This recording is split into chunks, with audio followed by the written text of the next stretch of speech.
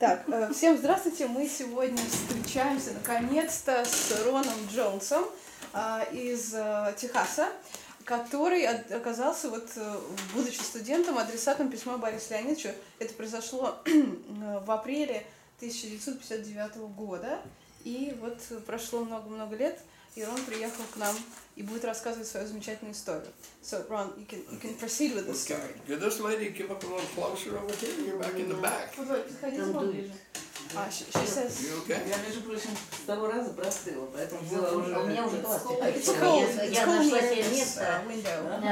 So okay. it's warmer on that side. But it's okay, we have Lena coming. She will come and probably take that place. Okay.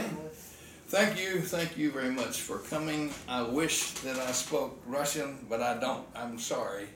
And I know that you will not understand all of my words. Please stop me. My name is Ron. Just say Ron. And then she will, in Russia, tell you something. Do not hesitate at all to stop me. And that's okay. I mean, you just say like this, and I'll stop, and then Anna will do whatever necessary. So this is a story not about me. It's not about the book. It's about Boris Pasternak and one thing only, and that is a letter. It is the last known letter written describing his book before he died. Рон говорит, что не все знают английский язык, поэтому я буду переводить. И в общем, в основном те, кто будет еще потом слушать. Да, и можно его останавливать и спрашивать. И вот он начал с того, что это рассказ не о книге, не о Борисе Пастернаке, а о письме, которое Борис Пастернак написал в 1959 году.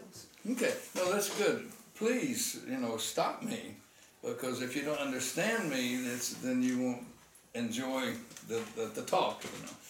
So, when I was in college at the University of Oklahoma, I was dating this beautiful girl, and I thought that she really liked me a lot, but I liked her a lot. Рон учился в Оклахоме, в университете, и в этот момент у него были, я так понимаю, романтические отношения с очень красивой девушкой. And she invited me to a very formal dance, tuxedo, very formal dance. I said, "Oh, I'd love to go." Yes.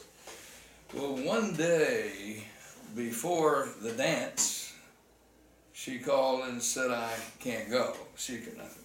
What? You can't go? And she said, "No." Why? How come? She said she had to go visit. Her father was sick. Her father was not sick. Суть расскажите, этот сюжет. Когда Рон учился в Оклахомском университете, он пригласил на танец, очень официальное мероприятие, одну девушку. Это было официально, со смокингом и прочим. И в день, когда настало время идти, она позвонила и сказала, что не сможет прийти, потому что ее отец заболел и нужно навестить его, но ее отец не был болен. And I was, no. And she said, my father's sick. Okay. Well, her father was not sick. She had a date with another person, and I didn't know it. And so in the fraternity house, in the building I lived in with my brothers, fraternity brothers, I was a joke. I said, she broke a date. She's going out with somebody else. And I said, man, I don't know, but it was true. She told me she was going to visit her sick father. That was not true. She just wanted to go out with him and not me. И суть была в том, что она хотела пойти на танцы с другим, Анне с ним, и все смеялись. Fraternity — это такое братство, сестринство и братство в Америке, дом большой, где они все жили, и все приятели, братья, они смеялись. And so I was embarrassed, and I thought, oh God, no. But she was a very intellectual female, very smart, very intellectual. And I wanted her to think that I was intellectual. I wanted to be intellectual like she was, because I liked her. I'm not really intellectual, but so I read, there was this man came out on the front of Time magazine, and I read about this man, and the book, Dr. Zhivago. So I bought the book to impress this girl that I was smart, and read it once, didn't understand it, no comprehended, didn't understand. I read it twice, I kind of got it. The Soviets and the Bolsheviks and this and other, etc., I didn't really get it. And the third time I read it, I kind of understood the book. But to me 3 times. Эта девушка была очень умная и интересовалась литературой, мне хотелось ее впечатлить, и поэтому, тем более, что вышел журнал Time, где было все написано о Борисе Пастернаке, и я купила «Доктор Живаго» и прочитала его. Прочитала первый раз, и я ничего не понял, прочитала второй раз и более-менее что-то там понял про Советский Союз и большевиков, про Советы и большевиков, но когда я прочитала в 3-й раз, то я думаю, что я понял, что там было написано, понял. And so she broke the date, since I cannot go. My fraternity friends, they're good, making fun, having fun. Hey, Ron and me, she broke a date, no date. I have a date, you have a date, you have a date, but you don't have a date. And I said, yeah, well, that's true, So now here's important that you explain this on. This was, remember, a long time ago. We did not have electric typewriters. We didn't have iPhones. We did not have these things. We had a manual, just a typewriter. You put in the paper and roll it up. You're too young to know what a typewriter is, and so I was disgusted. I didn't have a date. I read this book before I could impress her and make her think I was smart. And I just said, oh, hell with it, hell with it. So I got my manual typewriter, and I just grabbed me up some paper and put it on my arm, and I got over here and put it on my arm, and I got my typewriter, and I went downstairs in the building to the women's restroom, not the men, the women's.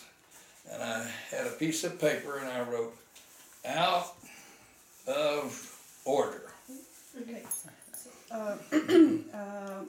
Итак, ему было отказано в походе в Канце, и он был ужасно уязвлен, тем более, что прочитал 3 раза роман «Доктор Живаго», и для того, чтобы поразить и удивить ее, и тогда ему было настолько отвратительно это его положение, и над ним прикалывались его собратья и прочее, и поэтому он в день этих танцев схватил бумагу, у него была только ручная печатная машинка, и зашел в женский туалет, именно в женский, повесив на нем вывеску «Не работает», чтобы получить полную изоляцию и спокойствие.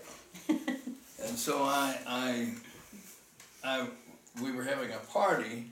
I didn't have a date, and I was embarrassed, so I put that sign up, out of order, stuck it on there, and went in there, because I knew if I was trying to just be by myself. If I was in my room, guys come by, hey, Ron, hey, Ron. If I was downstairs in the library, hey. But if I was in the girls' restroom with a sign out of order, nobody bothered me. So that is the beginning of what I did. I sat down and I really fell in love with this man. I loved Boris Pasternak. I loved his writing. I loved the stories. But I didn't, still not on his level. But I sit down on the typewriter and just, dear Mr. Pasternak, the Anna is looking for my letter. And so I wrote him knowing he would not write. First, I knew he would not get my letter. He's not going to get my letter. I know that he's not going to write me back. That's for sure. He's not going to. Boris Pasternak is going to write me back after writing. No. But I wrote him anyway. I addressed the letter. И в итоге, почему же рассказали? Потому что это была ночь, когда шла вечеринка в этом доме большом, и в библиотеке его бы отвлекали, в своей комнате он мог зайти и спрятаться, потому что его бы отвлекали, и тогда действительно в этом туалете, где никто его не трогал, он поставил машинку и начал печатать. И действительно проникся к этому человеку к тому времени. Борис Пастернак узнал его историю и роман, и он начал письмо: «Дорогой Борис Пастернак». Но он писал просто так, потому что он знал, что, конечно, ему Пастернак ничего не ответит, и, конечно, письмо к нему даже не попадет. Okay? And I finished the letter. What about your text of your letter? Do you have you? Текст, да? Я не видела, до сих пор не видела. The problem is, so Irina is asking, do you have the text of your own letter? So shall I explain? No. See, that's what I was saying earlier. You gotta remember when this was. I didn't. In order to copy a letter, you had to put a sheet with a carbon copy in and put it in. No, I did not keep a copy of my letter. Is that her question? No. I wish I had, but this was, ladies, a long time ago. And I wish I had a copy, but I didn't. Why would I keep a copy? He's never going to get my letter. He's never going to write me back, and so, no need. I don't spell very well. I am what they call dyslexic. Do you know what dyslexic is? Not bad, but I'm still dyslexic. Проблема в том, что, как Рон уже и говорил, и что я благополучно забыла перевести, это то, что тогда не было телефонов, не было ничего, только вот эта вот машинка, и в нее надо было вставлять копирку и писать, чтобы сохранить. Это было бессмысленно, тем более, что он не ответит на это и даже не получит это письмо. Поэтому, конечно, не сохранил копию. Но я от себя добавлю, что мы находимся до сих пор в поисках этой копии, потому что дело в том, что... Sorry, I'm just... telling my side of the story, how I was looking for this letter.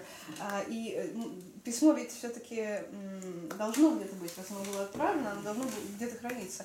И поэтому оно значится в списках писем, которые у меня есть, там 700 единиц писем. И дело в том, что оно действительно исчезло, то есть оно должно быть, его искали, оно должно было храниться в конторке у Бориса Ильича, как хранились большинство писем, которые он получал. И раз оно попало в списки, его видели, брали, и оно не было выброшено. Но, к сожалению, сейчас, пока я уже в 2 местах искала у родственников, и письмо не найти пока. Но, может быть, оно где-то всплывет. Sorry. And so I went ahead and wrote the letter. I wish I had a copy, and I'm still, I'm not mad, but I'm hurt that I have no date, and didn't go to the dance, and I wanted to go. So I wrote the letter, and I addressed the letter to Boris Pasternak. Was my address. I don't know Russia or where he lived, or I just knew Moscow, Leningrad, and that's it. I didn't know Russia. So I just put Boris Pasternak, and then I had read this where we are now, however you spell it, P-I-L-E, Pila de Calro, or wherever we are. 23 miles, I addressed it, Boris Pasternak, 23 miles outside of Moscow, Russia. I didn't know the address. And that's the way I addressed it.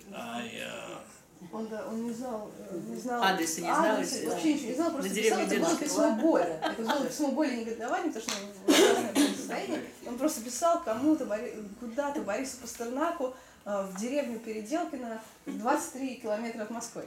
If you were going to, let's just say, you were going to write Brad Pitt, the movie star, listen, okay, so you'd say, you don't know his address, but it was Brad Pitt, movie star, Hollywood, California, mail it, right? I mean, if you didn't know his address. I mean, so I just wrote Boris Pasternak, you know.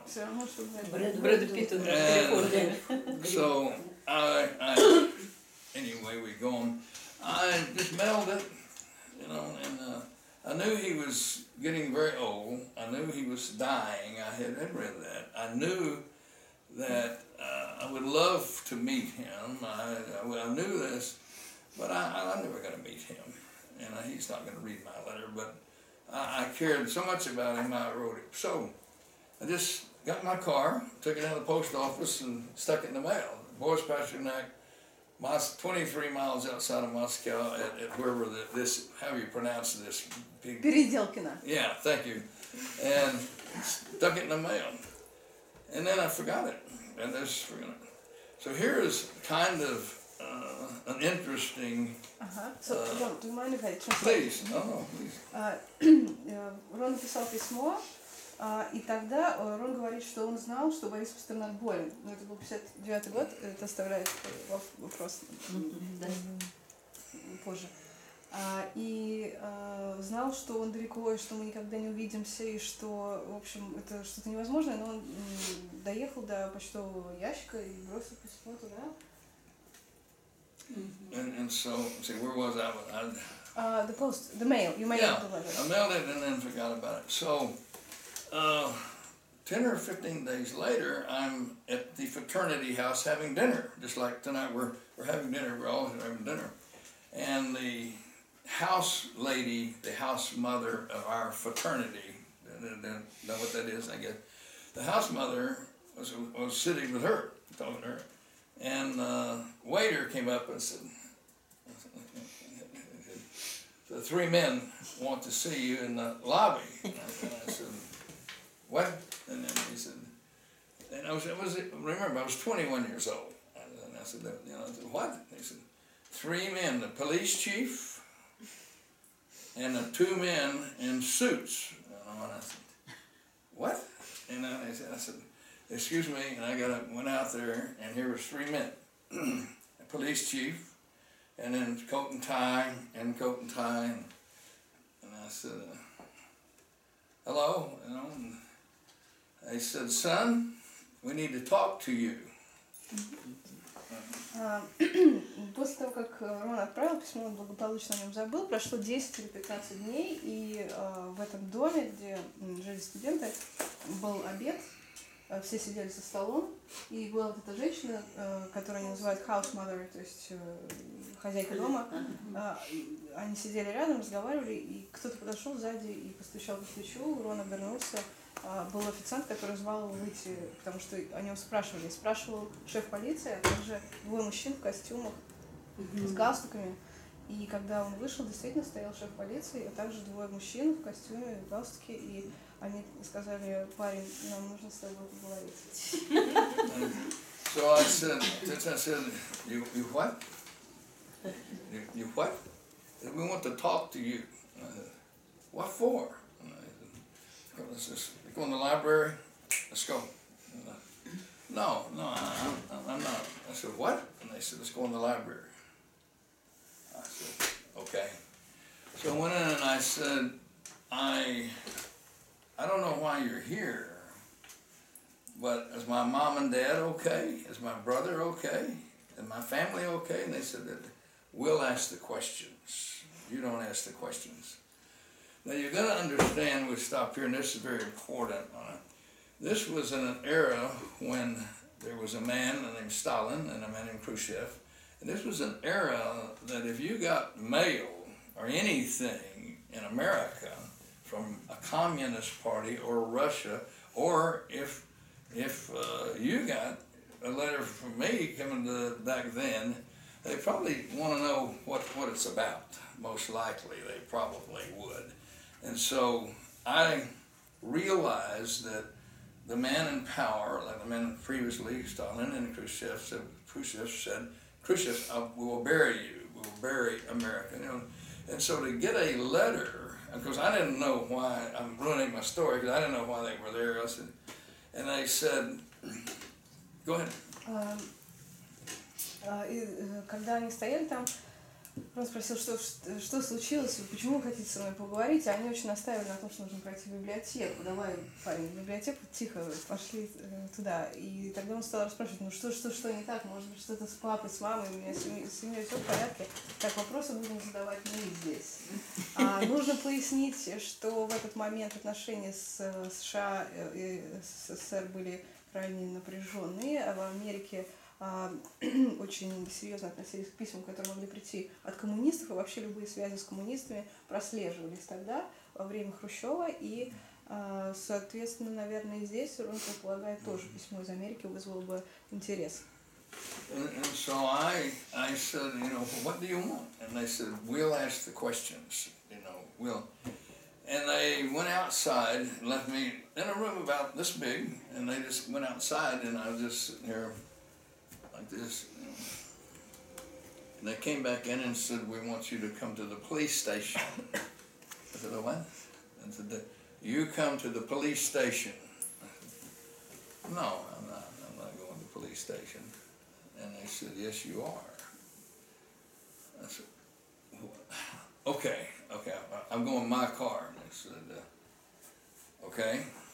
So we got my car, so the police chief in the car, the police chief was in front, I was in back, the FBI agent was in his car behind me, and the CIA agent. So there's a police chief and me, and all in a line going to the headquarters, police headquarters. Am I interrupting too often? I just don't. If you all begin to get bored, let me know, and I can hurry up and go faster. Please tell them that. Если вам скучно, то можно быстрее. Нет, такая детективная история. They are very interested. It's I'm not getting bored, are you? В общем, когда Рон в библиотеке поговорил с ними, он стал все равно допытываться, что же не так, и они снова повторили, что вопросы задаем здесь мы. Его оставили в маленькой комнате на некоторое время, вышли, потом вернулись и сказали, что нужно ехать в участок. Тогда он сказал, что хорошо, я поеду, но только на своей машине. Они сказали, ладно, и когда они ехали, это выглядело следующим образом. В центре ехал Рон, перед ним полицейская машина, по бокам двое агентов ФБР. So I said, oh, okay, I'll go. Okay, fine, I'll go. Again, I was 21 years old.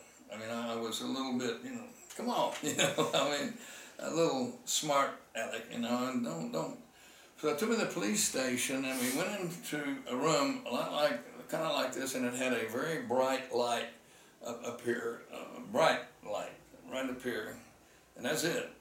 So if you're sitting, they put my chair sort of under I could hardly see the police chief. I mean, they were in the dark, I was in the light, and I could see them, they were, but not real clear. And so they said, okay, Ron, who do you know in Russia that you've been corresponding with? Now remember, I don't even know why I'm down here. I said, I don't know anybody. I told you that at the fraternity house. I don't know anybody in Russia. I can't even spell Russia. And they said, you ever heard and correspond, or get a letter from anybody in Russia? And I said, no, who would I write a letter from? I don't know anybody in Russia. Nobody knows me in Russia. So then I'm getting ready to curse, because this is what they said. I don't want to curse in front of ladies, but the police chief said, he said, son, you're a lying bastard. And I need to translate.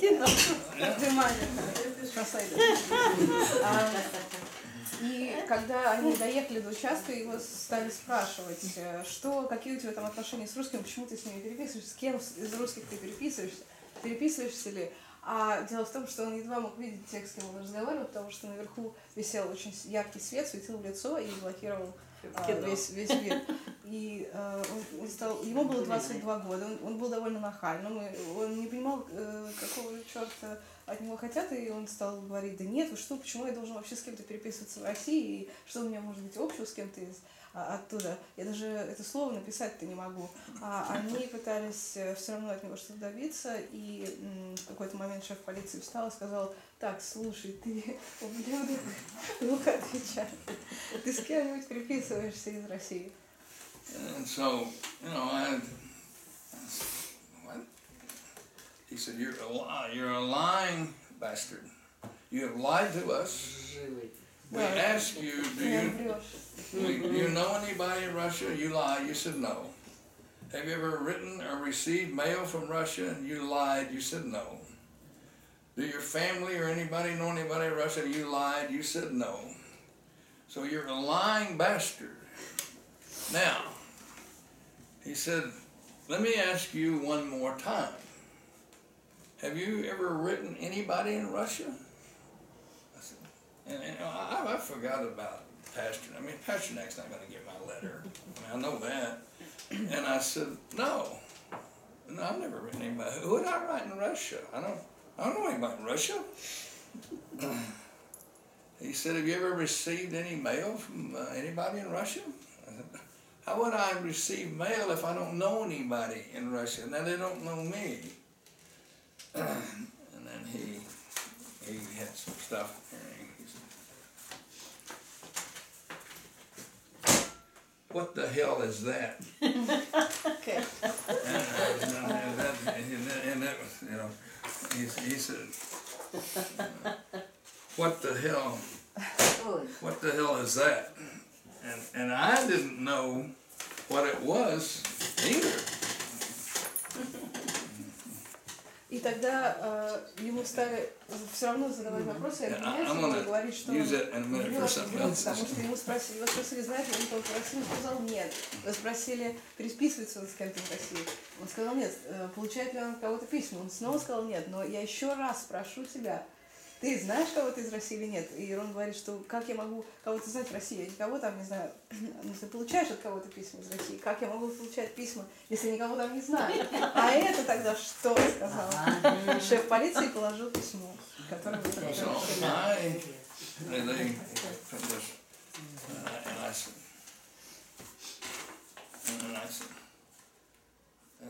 it's to me. Then they did not open the letter. So you can see,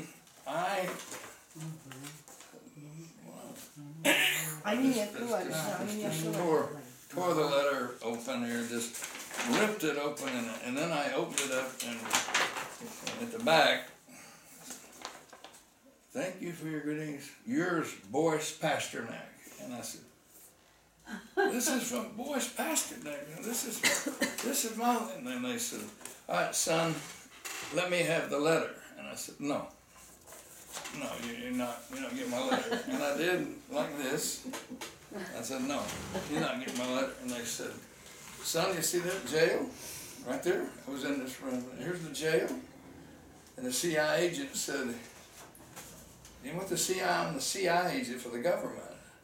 This is serious. This is from Moscow. And I said, this is a personal letter to me from Boris. And I said, Boris Pasternak. And they said, who is that? God. И да, в общем, письмо там порвано, это можно видеть, потому что когда они положили его, он забыл вообще о том, что вокруг него, схватил его, порвал его, вот так вот разорвал его, достал, увидел подпись «Ваш Борис Пастернак». Я сказала, это же от Бориса Пастернака. И тогда они сказали, ладно, давай нам свое письмо, и он прижал и сказал, что нет, я не отдам. А тогда они стали угрожать, что вон, видишь, вот там вот тюрьма, сейчас ты туда пойдешь. А он сказал, что нет, я не отдам вам, потому что это мое личное письмо, это от Бориса Пастернака. Они сказали, кто такой? So I said, they said, we want the letter. And I said, no. Literally, I took the letter like that, and I said, I remember it, and I said, no. And I said, you see that jail? We're going to lock you up in jail. And I said, that's fine. Let's go. But you're not going to get my letter. And he said, son, give me that letter. And I said, no. It's a personal letter from a friend, from Boris Pasternak. And they said, who is Boris Pasternak? And I said, what? You don't know Boris Pasternak? And I said, but you're going to get my letter. So they left the room. And I was under this heat lamp thing sitting in there. I was sweating, and they left, and they came back, and they said, okay, we're going to let you go. And you keep your letter. We're going to be watching you. We're going to follow you. We're going to check your phone calls. We're going to do anything we want to, because you are now being watched by the United States government. You have something and we want it, but you go ahead. But we're going to be watching you and your family and your brother and your friends till we think that you're a member of the Communist Party. Of course, they didn't know what was in the letter. And I said, fine, that's okay, fine. So, and then we're going to go to a break of 22 years after I got out of the police headquarters. Go ahead. И агент ФБР сказал, парень, серьезно, это письмо из Москвы, отдай нам. А он говорил, что это личное письмо от моего друга, от Бориса Пастернака, я это не отдам. И они сказали, хорошо, мы отпустим тебя, ты можешь идти, но то, как бы у нас есть то, что у тебя есть то, что нам нужно, это письмо. И пока ты нам его не отдашь, мы будем все время следить за тобой, за твоей семьей, за твоими друзьями, за твоим братом. А сейчас Рон будет рассказывать, то его отпустили. И он говорил, что 20 лет никому не сообщал об этом письме. И сейчас он переходит к тому, что произошло 20 лет спустя. Письмо не отдал? Нет. Крепкий парень какой-то. А что он не знал, что Маккартни тогда была комиссия? В это же время? Нет, она немножко раньше. Чуть-чуть к этому раньше, же да? моменту уже все потихоньку. А Кеннеди уже без Маккартни жили. Ну да. So she says you were a tough guy. Well, I was. I had been a boxer, and I had played football, baseball, basketball. I had an opportunity, a little interruption here, to play for the New York Yankees baseball.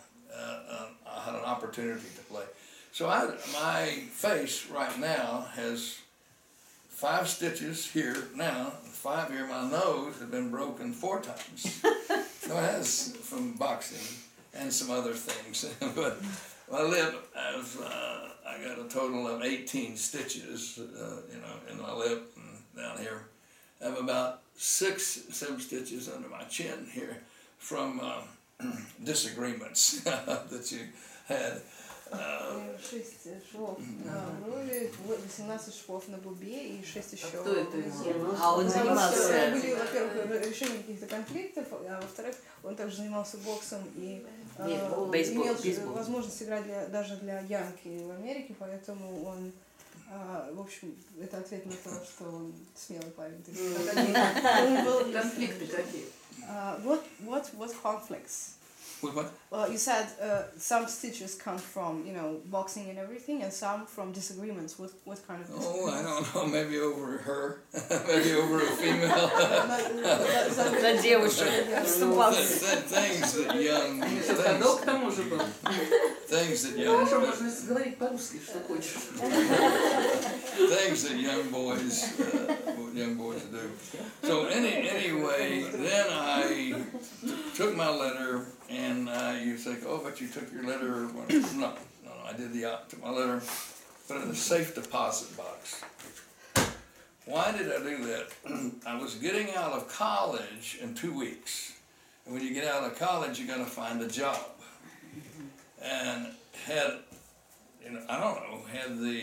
after going through the police, the CIA, and the FBI, and then for the newspaper to know that this student got this letter from Russia, it might be in the paper, and then I go apply for a job, and no, because it wouldn't be good. So I took the letter, put it in my safe deposit box, because nobody ever read it, for 22 years.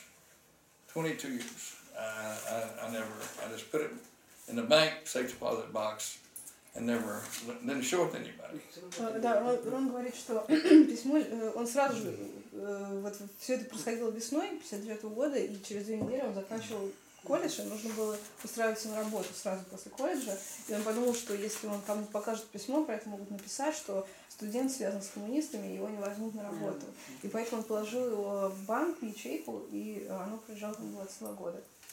You did not want to get a letter during this time from Russia any more than a Russian, you or Anna, get a letter at these times.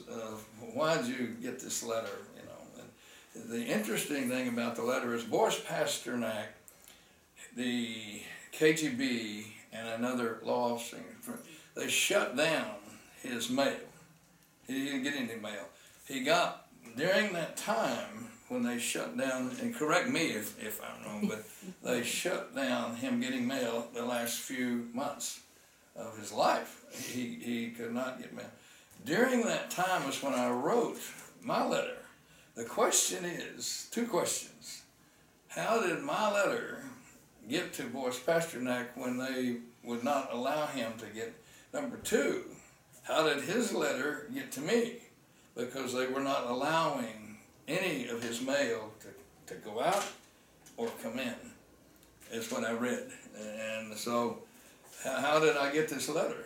I mean, clandestinely or secretly, I guess he must have written a letter and said, here, take the letter and mail it.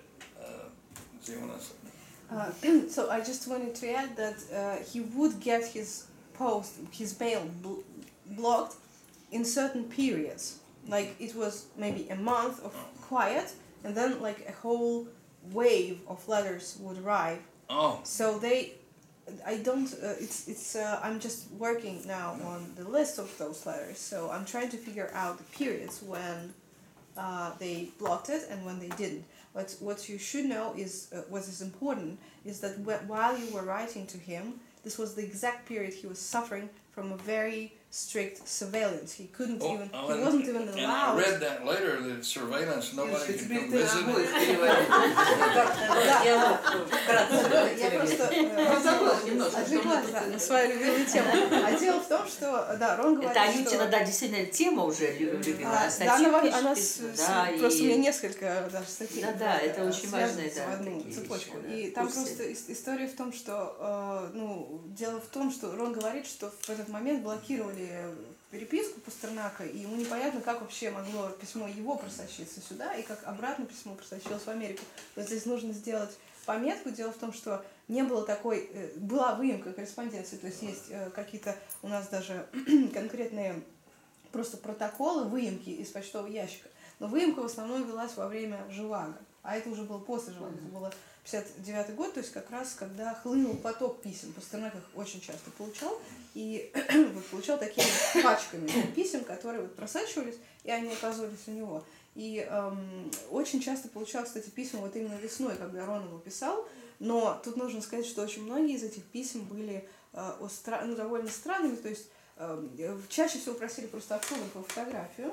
Это уже можно статистически даже высчитать, вот, потому что в списках часто какие-то даже бывали претензии. Люди просили contribution какой-то, то есть вот деньги, вклад, помочь, потому что он был тогда слыл богатым человеком и мог распоряжаться какими-то заграничными средствами. Его часто приглашали, что ужасно, на какие-то мероприятия. То есть вот они думали, что он приедет, потому что в этот момент также распространялась информация, что Пастернак будет, ложная информация, что Пастернак будет читать серию лекций в Америке и в Европе. И люди откликались на это и писали ему, что вот и у него даже, в принципе, были такие, фотографии его. И вот некоторое время назад мы даже получили из Германии, да, помнишь, да? Или это до тебя было? Получили от родственников его письмо с фотографией и с подписью своей. То есть люди просили просто, что-то такое, говорили хорошие слова, просто хорошие слова, ничего больше. Это никак не это даже не всегда Да, верно. и он иногда, ну просто из вежливости он отвечал так. Это в том случае, когда ничего больше особенно не просили хотя бы. Да, прям вот у него уже в этом. А чтобы, ну вот суть идет ведь к тому, что чтобы так разговаривать о романе, чтобы кто-то написал что-то о книге, это редкость. И вот это, конечно, его не могло не впечатлить. Он всегда подписывал, у него на многих конвертах стояли подписи, где было написано, что вот очень теплое письмо о докторе Живаго, ответить непременно, немедленно, обязательно. Вот, таких писем было гораздо меньше. И еще тут нужно сказать о том, что именно весной 1959 года он находился под страшным давлением, потому что его вызывали в прокуратуру, и ему пригрозили уголовным наказанием. И сейчас вот стало известно, что было дело на него заведено прокурором Руденко, где подшивались все, кстати, заграничные Да, статьи. это вот Анина как раз, кстати сказать, изыскание. Да, вот, и это дело, вот оно лежало, и он, видимо, был всерьез как бы озабочен этим, потому что он действительно перестал к себе принимать гостей, то есть он делал как-то, он специально не показывал, он мог встречать вот на крыльце, то есть он в дом уже не пускал. Даже Бернстайн, когда приехал уже в сентябре, они сначала 20 минут их не пускали в дом. И да, и вот письмо Рона, оно пришло именно в момент, когда вот он был в этой постоянном ощущении, ему даже не разрешали, видимо, было устно какая-то пригрозили, что нельзя появляться на публике. То есть первое появление, опять же, у Бернстайна. То есть это было, это мало, как бы об этом говорят, но это была еще одна волна, такая преследование после Нобелевской премии. И как раз вспомнили письма. So I was saying that your letter came when it was needed because he was alone, isolated, under surveillance. And we get into that. So anyway, I go 22 years with my letter in the safe deposit box. You didn't take the letter out and show it to friends? No. You didn't show it to anybody? No. What? No. I just forgot about it. I just took the letter and put it in a safe deposit box because just a letter from Boris Pasternak to me, and so I didn't think you'd be interested in it or anybody else. I didn't think. So I get this. I have all of these files and everything at home. I couldn't bring them all there about that thing. So I get 22 years later. I get this letter to me in Dallas, Texas, from Dr. Barnes of St. Andrew's College, and he is a literary authority, very well known, knows Russian letters and history, huge, very well known man, Dr. Barnes. I get 22 years in Dallas, Texas, I get a letter that's addressed to Ronnie Jouns, University of Oklahoma, that's what's wrong with the school, 22 years ago, Norman, Oklahoma. It's 22 years, I'm not still there, but he took a chance. And then the post office checked out where I used to live. It'd be amazed what they can find out about you. And they found out I live in Dallas and sent me Dr. Barnes' letter. And so Dr. Barnes is doing all this research on this Boris Pasternak. And lots of things from Dr. Barnes. And he wrote me a letter and said, I have a copy of your letter, my letter. I said, oh man, that's great. And I would like for you to send me a copy of Pasternak's letter. His family, and I will have to ask if that's true, he said his family are asking me, Dr. Barnes, to find the letter that he wrote to you. Well, that told me it must be a pretty important letter. That Pasternak received thousands of letters, and this one man wants me to send him. And so I wrote him back, Dear Dr. Barnes, I'll be happy to send you a copy of my letter. You send me a copy of his letter, you send me a copy of my letter. And that kind of did it. He said he had a copy of my letter. Anna knows that, and that's what he said. And so I said, fine, here's a copy. Here's a copy of Pasternak's letter. He wrote back and said, oh, the Pasternak family has the letter, and his grandchildren have the letter, and he may have mentioned your name, he probably did. has the letter, and so go ahead and send me a copy of this. And I just said, no, thank you, I won't do it. So but it was 22 years after I put this in my safe deposit box. 22 years later. Он говорит, что все это время, 22 года, письмо лежало в ячейке, потому что ему казалось, что это личное письмо Пастернака к нему, и кому оно может быть интересно. И 22 года спустя пришло письмо от Кристофера Барнса, автора большой биографии Пастернака, который говорил, что у него есть копия письма Рона, и что он хотел бы получить копию письма, которое Пастернак написал ему. И Рон очень обрадовался возможности получить свое письмо и сказал, что, конечно, я пришлю вам копию, если вы пришлете мне копию моего письма. На что Кристофер Барнс ответил, что письмо должно быть где-то у семьи, у родственников или еще кого-то, и что надо спросить их. И тогда Рон не стал отправлять свою копию письма в обмен на... Ну да, я помню, что в первом письме, которое Рон написал нам, но в первом или во втором, он именно говорил о том, что он не поверил. Ему показалось, что это какое-то, ну, понятное дело, да, поскольку все-таки подозрительность была чрезвычайной вообще. И все мы жили в этом состоянии подозрительности многие-многие годы. И надо сказать, что с той стороны она была не меньше подозрительности. So about that time that I got Dr. Barnes' letter, and I don't know him, and I guess you do know him, but I think he was a pretty legitimate person, right? And so I thought, you know, maybe I should share this letter with my friends, just some, you know, you and you. Well, I showed it to a couple of people. Where did you get the letter? Where has the letter been? 25 years ago. I said, well, in my safe deposit box. Oh, no. So this friend of mine, she belonged to a book club, and said, would you make a talk? And I said, yeah, I mean, I will. So that kind of started things that sort of ended up like articles like this, which is a very long article, and then this again was on the front page of the Dallas Morning News, and it was the 11th. It was the 11th best read article, the 11th in the last 26 years. It rated number 11 from the top article in the whole history of the oldest newspaper in the state of Texas, is the Dallas Morning News. Do you mind if I translate this? Рон говорит, что все началось, когда он показал письмо, после этого письма Барнса, он показал это письмо Пастернака нескольким своим друзьям, и они стали удивляться, господи, где оно было все это время, откуда у тебя письмо Пастернака. И в какой-то момент он показал его подруге, которая в то время возглавляла такой книжный клуб, и она предложила ему сделать такое, ну, похожее мероприятие, то есть некоторые сообщения об этом письме. И так началась вот эта вся история, которая продолжается сейчас. И, например, вот он показывает две статьи. Одна из них была недавно напечатана, этой весной. Dallas Morning News, это большая такая популярная газета, в которой, как оказывается, вот статья эта заняла 11 место среди далласских читателей за 26 лет.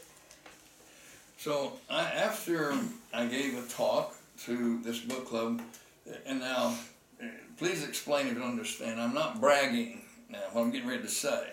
I'm not boasting. Он признает, что он не хвастается ни в коем случае. Well, it's important because it sounds a little boasting, but I'm not boasting.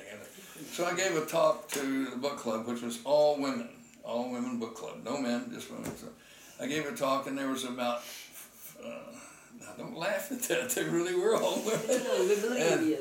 And so I gave a talk, and then, like I said, I'm not boasting, but they had standing room only. They had like 30 chairs, and they had about 55 people there for the talk. And I said, I'm sorry, you don't have a chair. And they just stood for this that you're listening to. And so then I got from people there, you belong to a book club, and so we speak to my book club. You belong to a book club, we speak at my book club. You belong. So I had about, more than I could handle. I said, I can do. So I started giving kind of this talk about 3 years ago, I guess, to a point that I couldn't keep doing it. I mean, I could do it, but I couldn't do the one's in Houston, Texas, one's in Kansas City, Missouri, one's in Chicago, one's in Washington, D.C., at the museum in Washington, D.C., where they have talks.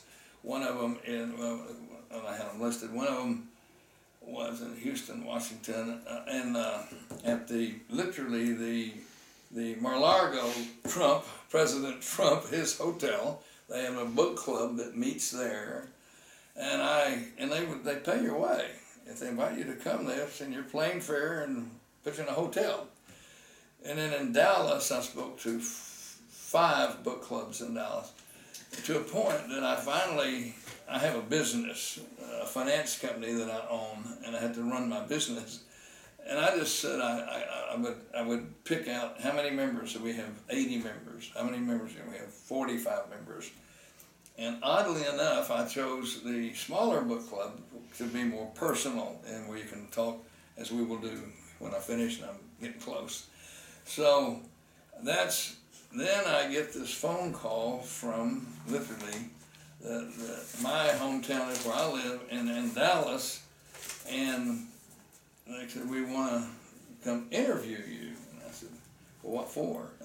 And they said, well, interview about your Pasternak or something. And so this again, and I didn't write it, but all of that over here, and then it covers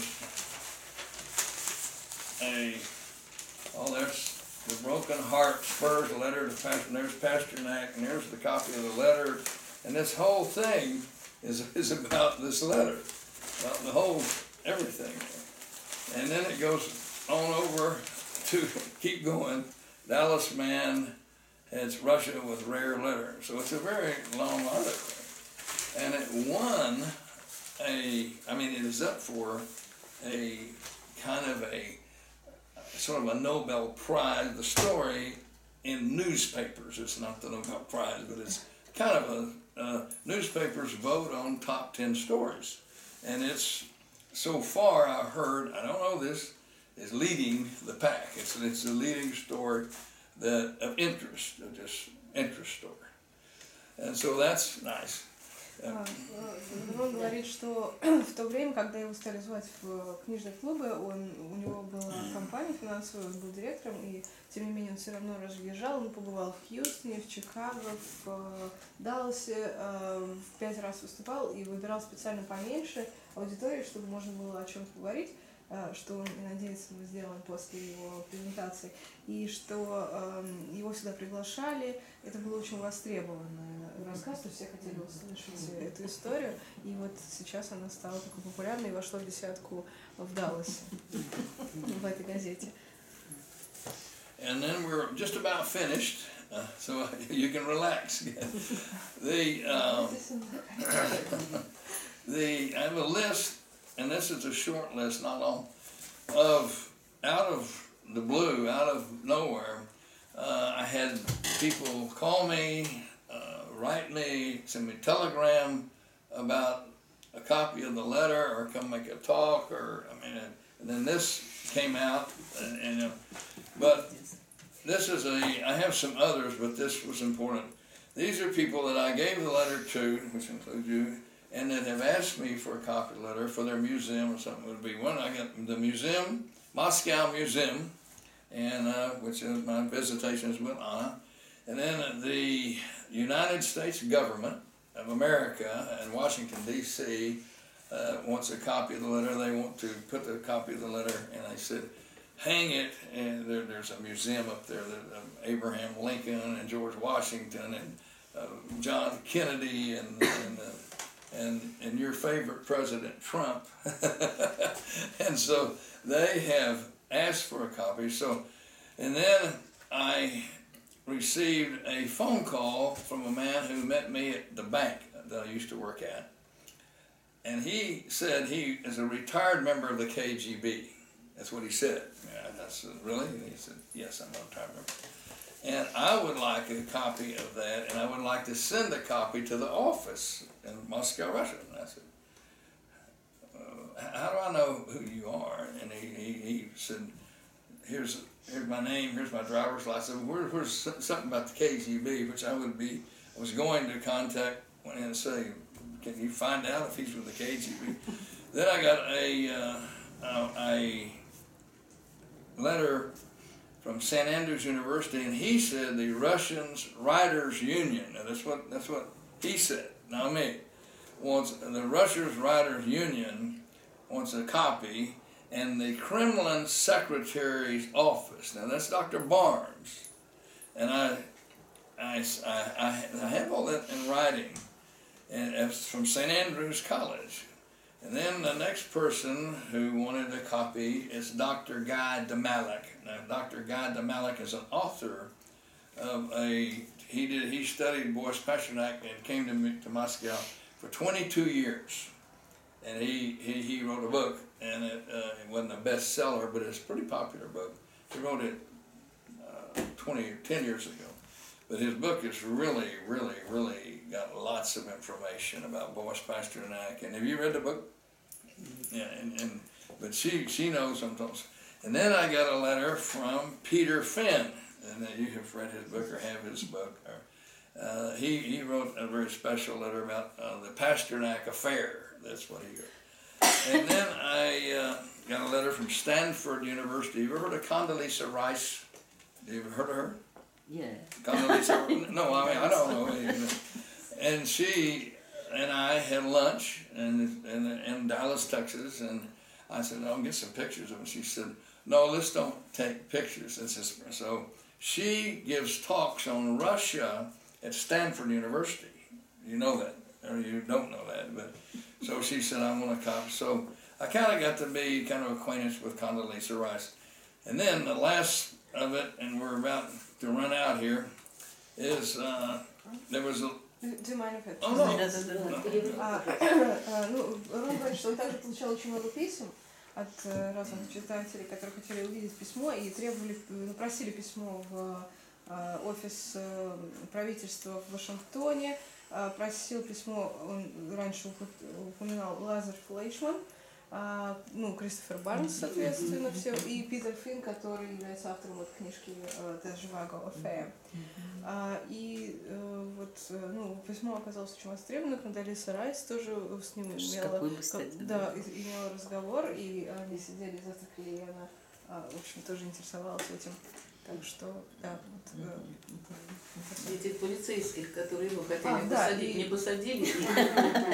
Я думаю, что вот слово полицейских, точнее, этого общества, там также с ним в банке к нему подошел человек, представился бывшим агентом КГБ и сказал, что ему тоже нужна копия этого письма, потому что он хочет отправить его в бывший офис КГБ в Москву.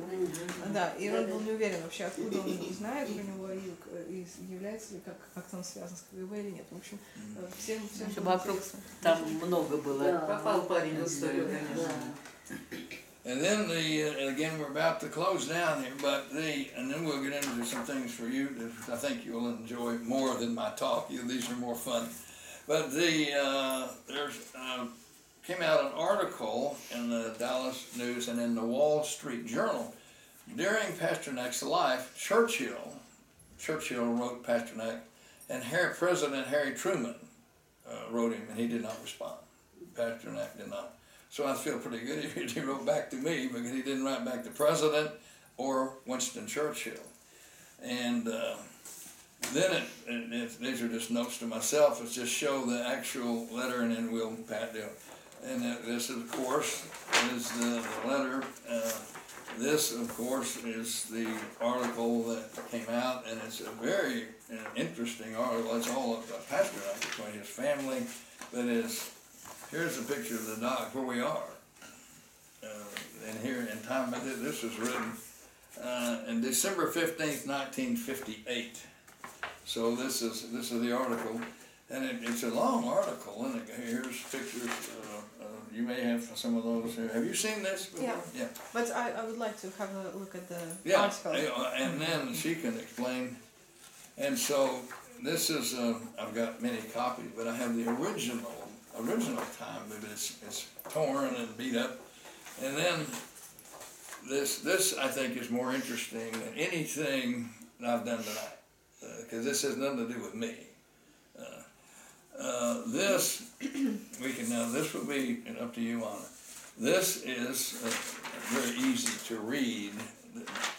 Again, this is this. You know, and you can read this. You're welcome. Ron, I was thinking, do you mind if you read the letter out to us? Like, I would like to hear you reading this letter out loud. What do you think? Okay, now we're talking about this. Yeah, one. but first I But I want you to read this one, because this is... Sure, I will read it. If I can pronounce it, remember I'm dyslexic.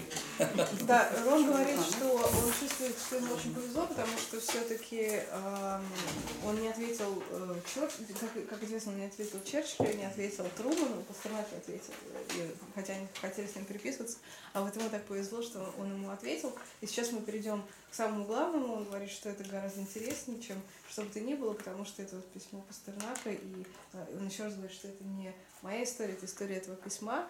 И я попросила Рона прочитать письмо вслух. Он говорит, я попробую, хотя у меня дислексия, что и было всегда проблемой. Но я прочитаю, и потом я думаю, что мы озвучим русский перевод письма. So, the reason of this letter I feel is so important, I mean, to me, is because Pasternak acts like I am Pasternak and he is me. Because I mean, I'm nothing, and he is, and he acts like I'm something, you know. So he says, "My dear Ronnie K. Jones, may good fortune always and everywhere accompany you in your life. As you have had it with me, here is my answer you desired and dreamed of." Well, that paragraph alone, he says, may good fortune always and everywhere accompany you. I mean, me? He's so humble and so kind. And he says, so I must have said in my letter, I must have said something about, people said if you wrote Pasternak a letter, he never gonna get it, you know. I mean, so he says, your fellow students are right in many respects. And here's what I love about his letter. He says, not all written letters from me and to me reach their goal. So he says that himself. And not all letters am I able to read to the end, especially the handwritten and the long ones. I mean, I love this. To me, it reads like he read my letter, you know, when he says, I don't have time to read all the mail, but I read it. And he said, rare and very few of them, being the letters, have I time and possibility to reply. So, you see how important it made me feel? I mean, I'm not bragging. He said, I don't write to any, very few, I don't have time to. And then he said, now listen, this last sentence, Boris Pasternak is writing this to me. So much the more will I profit, being Boris Pasternak, by the transit opportunity of that my writing to you to say in passing some casual truths. I mean, when you listen, I mean, look at that, he said he will profit by writing me. Really? Он говорит, ну я думаю, что я потом все письмо прочитаю по-русски, а просто комментарии, которые он вставляет, читая письмо, они касаются того, что Пастернак, то есть ему представляет, что Пастернак вот очень скромно, с одной стороны, себя ставит и заставляет его чувствовать себя особенным. Своими выражениями, своими словами, как будто все вот это происходит не из-за Пастернака, и не он писал Пастернаку, а как будто Пастернак там считает большой честью написать Рону, что это очень приятно, как он обращается вот к этому человеку незнакомому.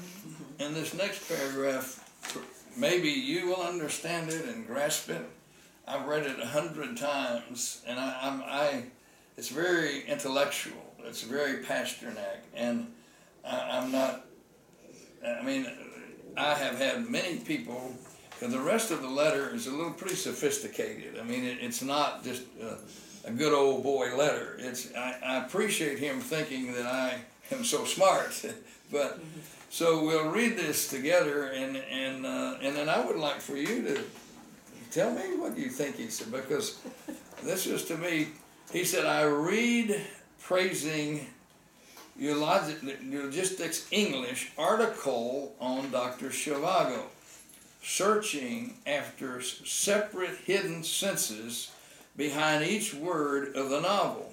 See, I now know, I mean, but I didn't know what he was saying. Man, searching after separate hidden senses behind each word of the novel. Suspecting deep symbols in every small, insignificant, and shallow, that's supposed to be detail, making whole allegorical constructions out of such, obtained in that way comments ascribed to the text. It is an error, a deplorable, measureless exaggeration. Now to me, perhaps not to you ladies, that's a pretty high, that's a lot of reading to understand exactly what he said. Рон говорит, что вот, I mean, for me, I'm not saying for you, I'm saying for me. Что для него лично вот эта часть письма, последующая, вообще все это письмо очень сложно написано, и что это очень глубокие мысли, которые как бы заставляют его, конечно, чувствовать большую гордость, что Пастернак так о нем хорошо думал и знал, что предполагал, что он поймет, что говорит, но для него это то, что скрыто вот в этих словах Пастернака. Ему не все понятно, ему интересно, что вы думаете о том, что там написано. И всегда оказалась эта часть письма очень сложной. And now, and before I go further, I'm using, when I first read this, that was my opinion, which I just gave you. I now feel comfortable that I fully understand, but I didn't when I first read it. It was, then he said, then the next paragraph to me was equally difficult for me. The main property or feature of the book is the flow of astonishment, the novelty and singularity of the usual that permeates the book. This breath is a common faculty of the volume, not a particular statement or truth to be found and cited on a certain place where it had been put. That again is hard for me. Do you grasp that the first time around? I mean, if you do you? Okay. Well, so we will need to listen to it in Russian as well. Okay. Well, I'll send. Okay. Рон спрашивает, понятно ли пока все, что тут написано для него, тем более, когда он это получил 21-летним, это было очень сложно понять, что он имеет в виду. Но мы, когда прочитаем это по-русски, там тоже будет требоваться значительное пояснение, потому что там очень, даже в этом английском варианте, очень характерны пастернаковские слова, которые в общем, нужно составить и издать. Словарик. Да, словарик смыслов Пастернака. And then, again, when I'm saying I did not understand something, that was many, many years ago. I today have a very strong opinion about every word of this letter, but I didn't then. I just didn't get it.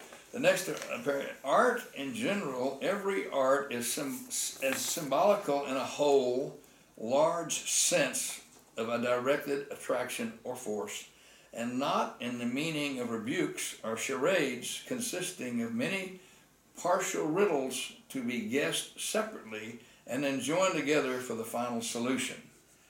Again, to me, I think that's a very intellectual man writing that. Very intellectual.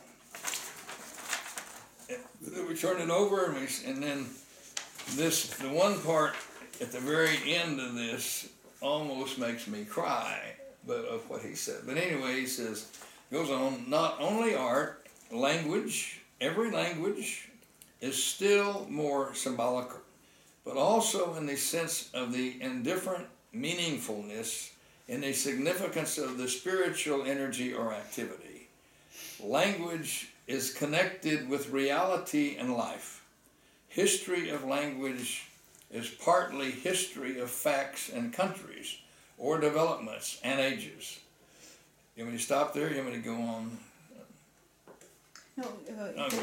Surnames of persons are everywhere derived from names of things, but will it hence appear that each isolated name or image or situation of my novel should mean more than it simply and modestly means? Or that each item, each particularity of my narration, like little photographs on the walls, and thoughtfully and intendedly fixed upon the text by little nails of minute, stupid allegorics and nicknames, such explanations are pure and incredible absurdity. And then he said, I thank you for your greetings and return them gratefully. Now, you take it from there and go back over that in Russian. Да, сейчас я прочитаю по-русски. Рон просто говорит, что с годами он стал понимать это письмо, и слова становятся понятнее, но все равно остается очень много пробелов. Значит, и я еще тоже добавлю, что письмо было написано Роном 17 апреля, как удалось выяснить, а ответ Пастернака пришел 4 мая, и это был как раз период, 25 апреля издали в газете Encounter статью, известную статью Эдмунда Уилсона «Легенды и символы Гелтера Живаго». Это очень интересная статья, но она полностью построена на как раз поиске скрытых смыслов и символов, которых там явно Пастернаком, которые Пастернаком туда не закладывались. Пастернак не очень любил, надо не, сразу. Да, он не читал эту статью, скорее всего, он отказывался. Он в нескольких там письмах видно, что он просто говорил, не присылайте, пожалуйста, не показывайте. И очень часто в этот момент своим друзьям писал о том, что, пожалуйста, не надо искать скрытых смыслов, и писал о том, как надо воспринимать, как бы он хотел, чтобы воспринимали роман. Вот прочитаю. То есть в этом смысле он написал абсолютно естественное для себя письмо, то, вот как он, собственно, сообщал неоднократно близким людям, которые, в общем, задавали эти вопросы, которые его, видимо, даже немножко уже стали раздражать. Вот. Но раздражения в письме нет никакого, мы это видим, да, и понятно почему. Вот. Ну, давай. Ну, интонацию, да, в этом письме очень мягкий. Да. Значит так, 4 мая 1959 года. Дорогой Ронни Кей Джоунс, пусть всегда и везде вам сопутствует удача. Как это случилось у вас со мной? Вот мой ответ, вами столь же ожидаемый и желанный. Ваши одногруппники во многом правы. Не все письма, написанные мной или мне, достигают своей цели. Не все письма удается мне дочитать до конца, особенно длинные, написанные от руки. Редко, и лишь на некоторые из них у меня находится время ответить. Но тем больше я смогу извлечь для себя из приходящей возможности в этом письме передать вам некоторые простые истины. Я читал хвалебные статьи о докторе Живаго, авторы которых ищут какие-то отдельные скрытые символы в каждом слове романа, подозревают наличие глубоких смыслов в каждой простой, незначительной и поверхностной детали, выстраивают целую аллегорическую конструкцию из полученных подобным образом комментариев, приписанных тексту. Это ошибка, досадное безмерное преувеличение. Главное качество книги – это порыв, изумление новизной и оригинальностью обыденного, которым она пронизана. Это дыхание – общее качество всей книги. Не стоит искать какого-то конкретного заявления или истины и интерпретировать их значение в том месте, где они написаны. Искусство вообще, вот Рон говорит, что вот этот параграф его особенно тронул. Искусство вообще, всякое искусство символично в общем, в широком смысле, направлено на притяжение силы, а не в смысле ребусов и шарат, состоящих из частичных загадок, которые нужно разгадывать по отдельности и затем соединять для окончательного решения. Не только искусство, но и язык. Всякий язык еще более символичен, но тоже в смысле безразличной значительности, духовной энергии или деятельности. Язык связан с реальностью и жизнью. История языка – это отчасти история фактов и стран, изобретений и эпох. Везде фамилии людей являются производными от названий вещей. Но будет ли от этого казаться, что каждое имя, изображение или ситуация должны означать более того, что они просто и скромно значат? И каждая составляющая, каждая деталь повествования, как маленькие фотографии на стену, продуманно и намеренно приколачиваются гвоздиками незначительных и глупых аллегорий и прозвищ. Такие толкования – чистый и невероятный абсурд. Благодарю вас за ваши добрые слова. Примите от меня наилучшие пожелания. С признательностью, ваш Борис Пастернак.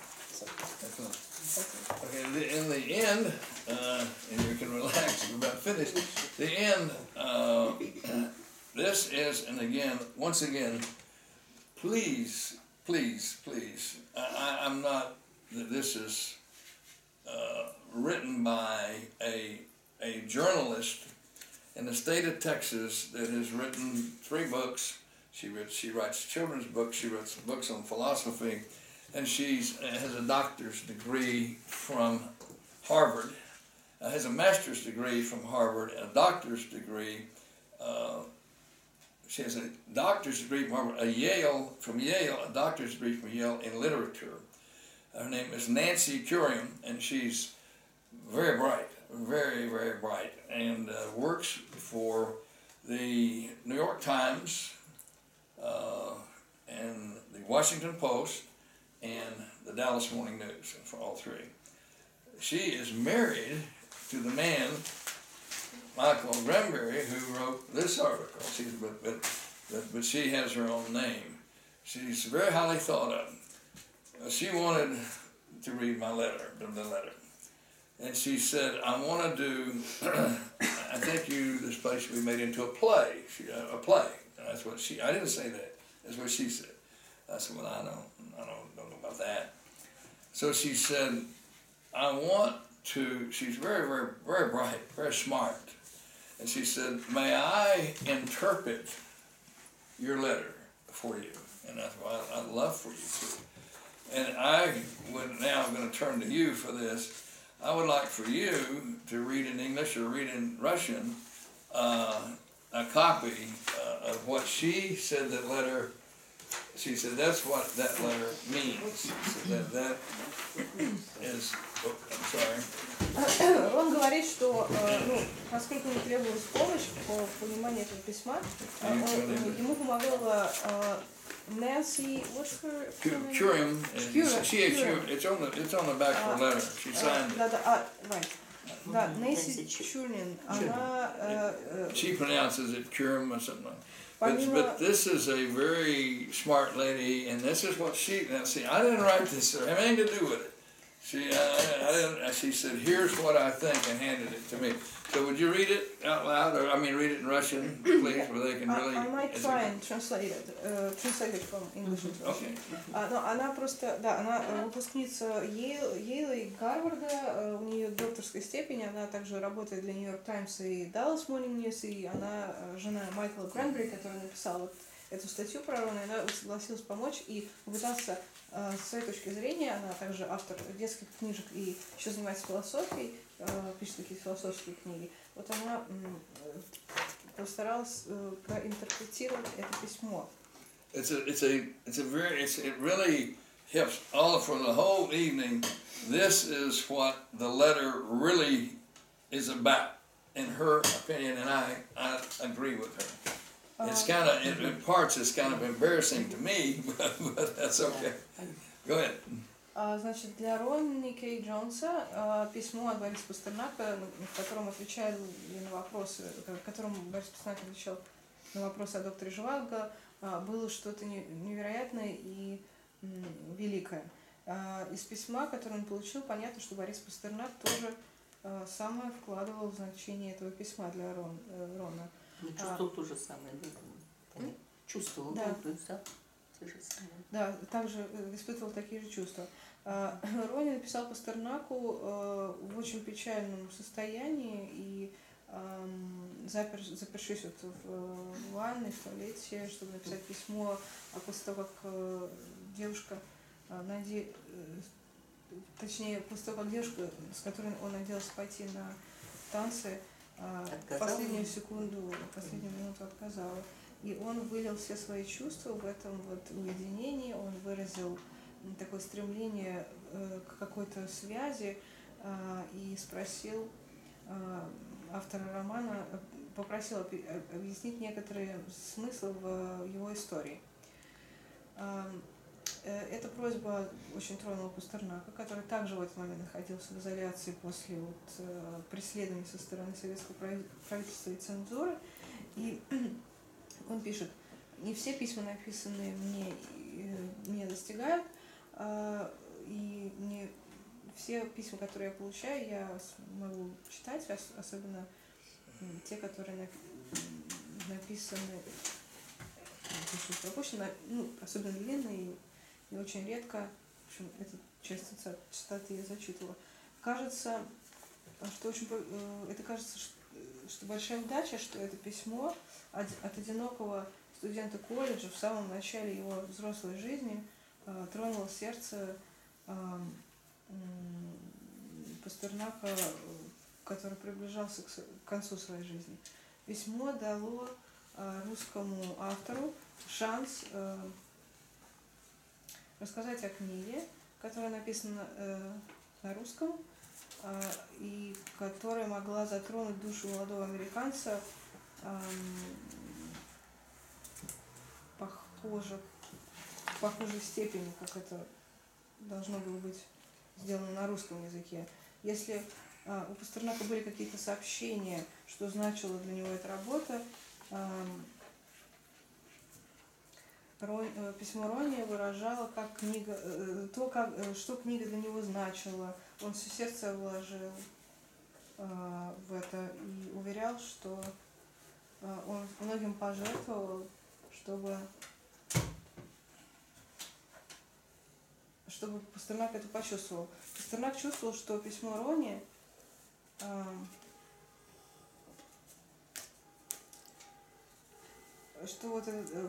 почувствовал в письме Ронни, что молодой человек не уверен был в том, правильно ли он понял роман великого человека, правильно ли он понял то, что было сказано в книге. На уроках английского было столько давления на то, чтобы, видимо, судя по всему, не только в статье Спендера, но, видимо, и на уроках английского тоже.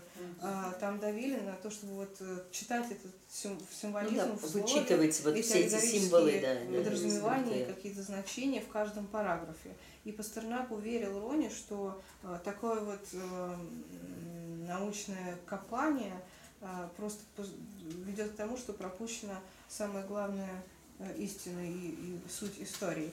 И там дальше идет цитата про эти хвалебные статьи. Пастернак хотел, чтобы Ронни знал это и позволял, чтобы он почувствовал, что книга — это движущаяся сила природы, и понял, что книга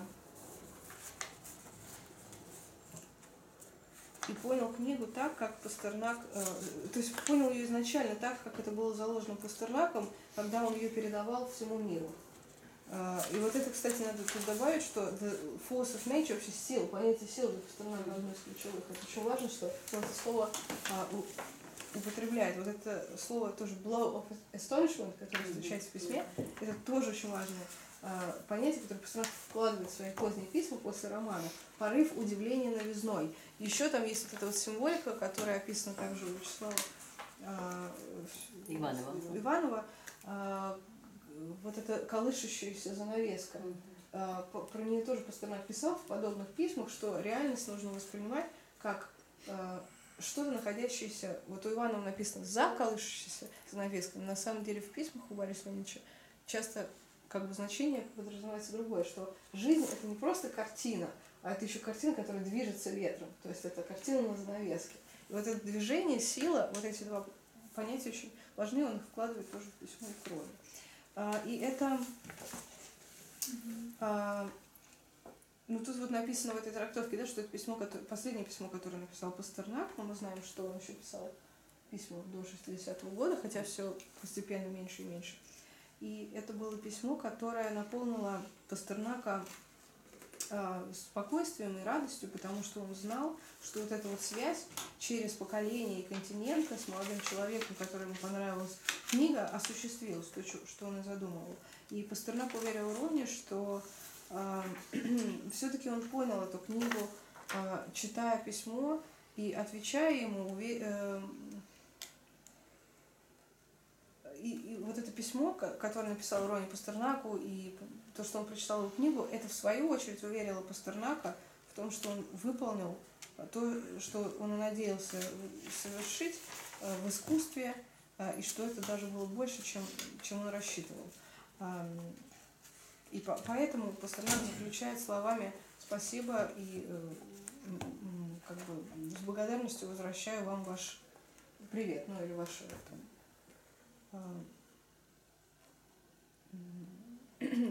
употребляет слово grateful, благодарна. И также в написании этого письма, который Ронни доверяет Пастернаку, есть еще один смысл, его последнее пожелание для того, чтобы больше людей перестали вколачивать эти маленькие гвоздики аллегорий в значении слов. Многие годы Ронни это и делал, то есть делал обратное, в общем, доносил свою историю, таким образом убирал эту неясность, делясь своим письмом настолько, насколько это было возможно. И за это мы должны быть благодарны. So that's her opinion of the letter. And I have asked people, as I would, believe me, if you left here today and came back 1 week, and I asked your opinion of what you think his letter meant, would be much different than your opinion, and your opinion would be much different than your opinion. Nobody has the same opinion of what Pasternak said here. I mean, they have agreed to this and to this, but not agree to that. And I think he said this. No, I don't think he. You with nobody in the room. If you if you individually recorded, what do you think? Your recordings would all be different, very different. I've witnessed that. I mean, this is her opinion. I sit here and any questions you might have at all, if you disagree with or feel like something has been said that's untrue, or, I mean, I know it isn't, but, or anything, I will pass, take those and put one in your pocket and pass them around. That's my card. And write me a letter if I left something out or you think whatever, and like I said, just take one and pass those around if you want one. So that's the end of the story. Go ahead. Рон говорит, что, в общем, в этом вся история, что если мы возьмем каждого из вас и запишем вас отдельно от других и попросим толковать письмо, то каждый раз толкование будет разное, поэтому это вот ее мнение, есть еще какие-то другие, ему интересно услышать какие, он всех благодарит. Также он сказал историю про Барышникова, который дарил мне свои очки. И он говорит, что вот вы сказали, что я такой четкий человек, или, не знаю, смелый парень, так вот он тоже смелый парень, потому что я его чуть было не вытянула из драки, когда он приезжал в Даллас, просто его попросили вместе с ним ходить и его сопровождать на каких-то мероприятиях. Вот, поэтому, если есть какие-то вопросы, то обращайтесь, а также, если вы не согласны с чем-то в письме или вам есть что добавить, то можно написать ему. Он, кстати говоря, после этой статьи в Далласе получал очень много писем, около 147 из разных стран, и к нему стучались в двери, и отправили телеграммы, и, в общем, история вызвала резонанс большой. Я могу только сказать, ты меня переведешь, просто по-русски мне лучше, да и точнее. Я вообще думаю, что эта история я думаю, что эта история совершенно, конечно, уникальна одним обстоятельством, которое обязательно надо сообщить Рону. Обязательно. Вот, травля, такая серьезная травля Пастернака, и все. Он, кажется, потерял уже какую бы то ни было надежду быть понятым ближним кругом. Понимаете? То есть, собственно говоря, когда он печатал роман, он уже понимал это. То есть он, в общем, не рассчитывал на ближнее внимание. Он рассчитывал на дальше. То есть он посылал это туда, дальше.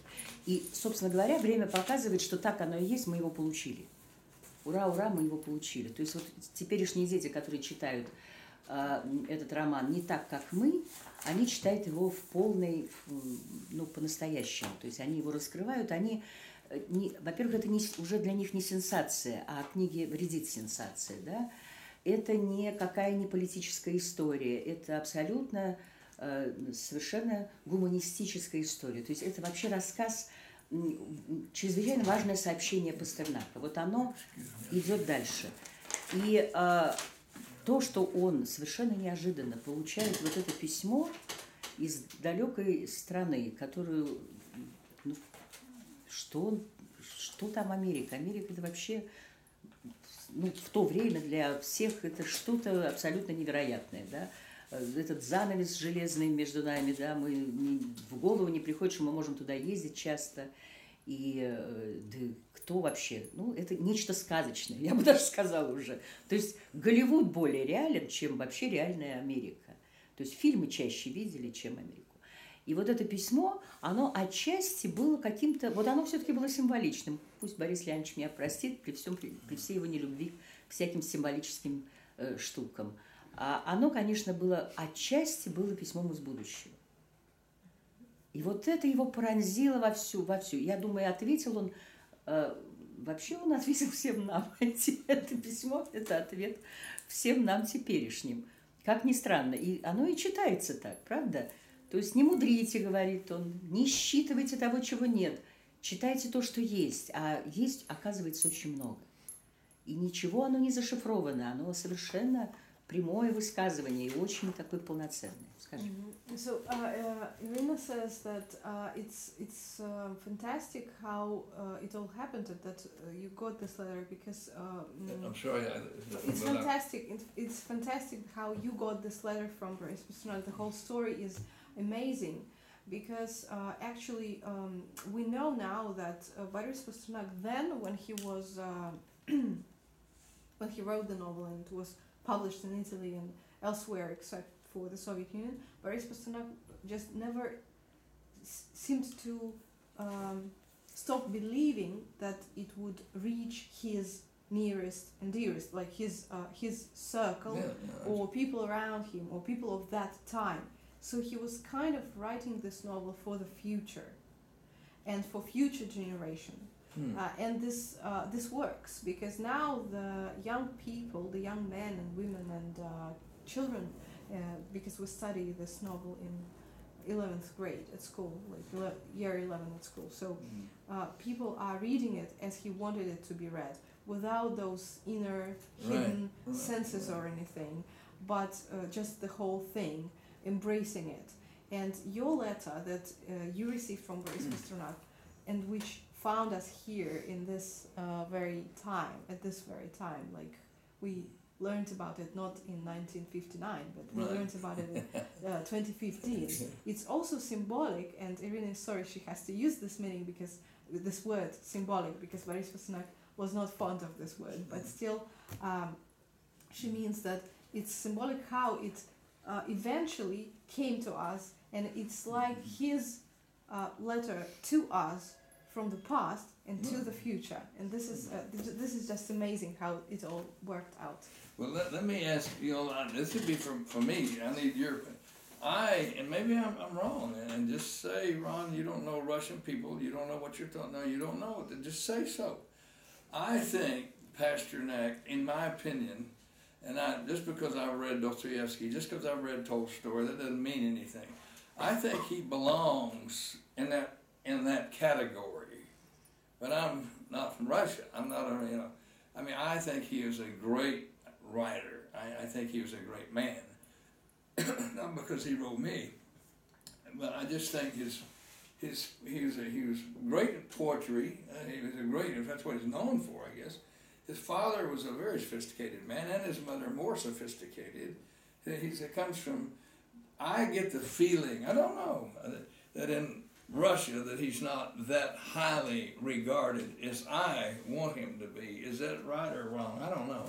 Рон спрашивает, ему кажется, что Борис Пастернак это такой писатель, который стоит наряду с Толстым и Достоевским, конечно, и он говорит, что совершенно не знает русского и не знает русского мнения, поэтому поправьте его, если это не так, но в любом случае ему кажется, что Пастернак как-то даже, может быть, недооценивают, он не стоит на той высоте, на которой он должен стоять вот своим творческим гением.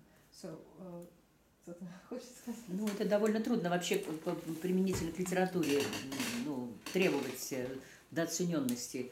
Принято считать, что роман «Война и мир» великий роман, но его никто не читает при этом. То есть, я имею в виду, читают, конечно, но по сравнению с теми, кто не читает, то те, кто читают, их так мало, что их как будто бы незаметно. Нет, да. Я думаю, что всякая книжка, она хороша когда она совпадает вот с потребностью в ней. И вот так получается, это странно, но получается, что вот сейчас в ней невероятная потребность. То есть она, просто не хочется ей присваивать какую-то категорию, великая, невеликая, это, по-моему, совершенно не важно. Вот она необыкновенно сейчас нужна. Это правда. Что-то она в человеке как бы вот востребует, вот что-то открывает, может быть, какой-то ключ, который открывает. Мне сейчас довольно трудно это сказать, но это правда. Вы правы, да. Да. И до сих пор спорят, все равно ведь да, спорят. Ведь какой-то был период, когда... Нет, какой-то... Я даже сказала бы, что какой-то был период, когда считалось хорошим тоном сказать, да, великий поэт написал слабую книгу. И, боже мой, сколько людей повторило эту абсолютную глупость. И так страстно это повторили, что иногда хотелось сказать, друг мой, вот я только что думала, что ты умный человек, а там, оказывается, вот. И это беда этой книги, потому что она прошла все стадии вот этого своего раскрытия, да, вот как раскрывается, как букет раскрывается, да. И вот сейчас, мне кажется, что это время, и поэтому мы легко можем сказать, да, это книга такого же уровня. Ну, очень похожего уровня. So what does she think? Well, we all agree that. Do we all agree? We all agree that actually we don't want to use cliches or ranking or anything, but as Irina said before, it was the book intended for the future, and now it's high time for it to be needed. So it's greatly needed, and now it can surely be placed together with the rest of those great books. And because it has this very interesting and necessary ability to open up something in your heart or in your soul, right. Because we use the word soul in Russia a lot, in the Russian language. It's a very important key. I was just curious if how you think of Pasternak. Like I said, not because of this, I just think of him as up there at the top, and over, there's Hemingway, William Faulkner, Americans, and I think of three immediately, and I'm only Russian, like I said, Tolstoy, Dostoevsky, and Pasternak. And he may be way down here before his name comes up. I mean, I don't know that, but in America, Pasternak, everybody knows more about Pasternak than Dostoevsky or Tolstoy. Well, not Tolstoy. Well, yeah, they know more about, because the movie was made in America. It was an Academy Award winner. Everybody knows about Pasternak far more than Tolstoy or those, which are the only. I keep mentioning those people. There's many more great Russian writers. Chekhov. But they really hold him in very high regard in America. Very high. It is same here. We appreciate his novel, not only poetry. So his novel is now appreciated and understood better than it was in his time. So it kind of reached its destination now, because before it was good. Well, it wasn't intended for the fish. So now it is here. And like I said, pass out my card to any if you have any questions. These just pass them around to somebody. If you have a question or something, well, drop me a line and I'll write you back. Ирочка, как вы считаете? Мне кажется, что он не хотел, чтобы вот эти политические смыслы на него лишние Нет, вообще навешивали. Ему абсолютно не нужно было, это точно, абсолютно. Потому что он вообще никакой жизни, политической задачи он не решал, это точно. Нет, он не решал, а ему же вкладывали как бы в этот роман. И, конечно, ему это было совершенно не нужно. Вот эти вот новые смыслы всякие, не столько литературные, сколько там видели то, чего там не было, в общем-то. Вернее так, я бы даже сказала. Не увидели главного, это правда. Да. Потому что иначе было устроено зрение.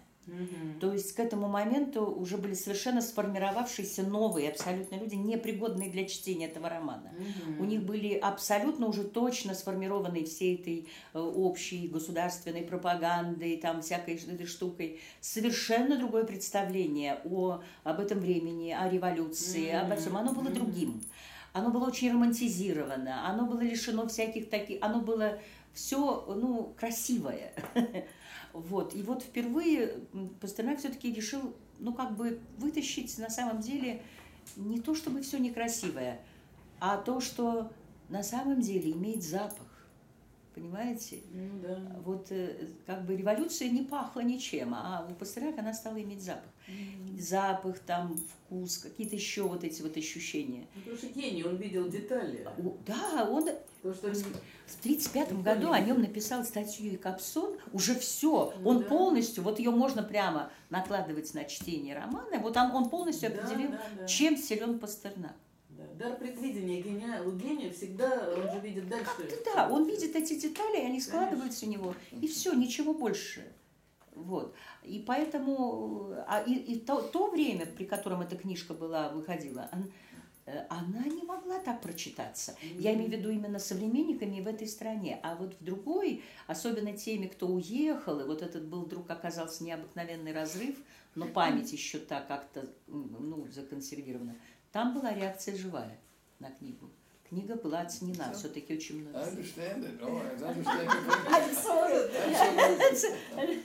We are just talking about how the novel, what reaction it triggered then, historically, and that it was not a political thing or anything, but it was more about, you know, what happened to this country. So they are discussing this.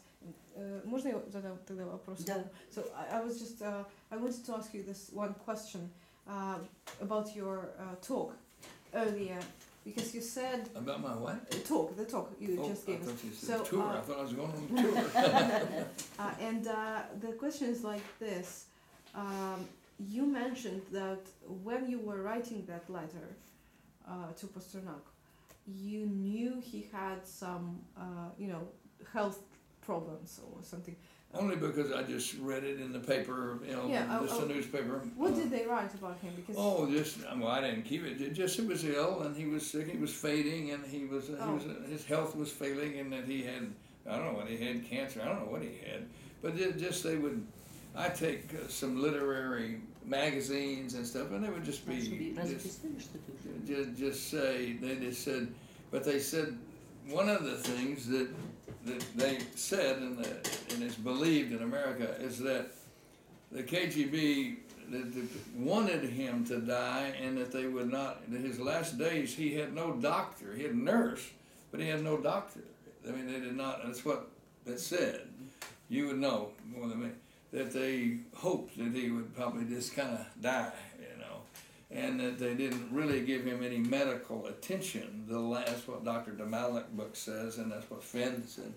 He got no attention, medical attention, his last few months.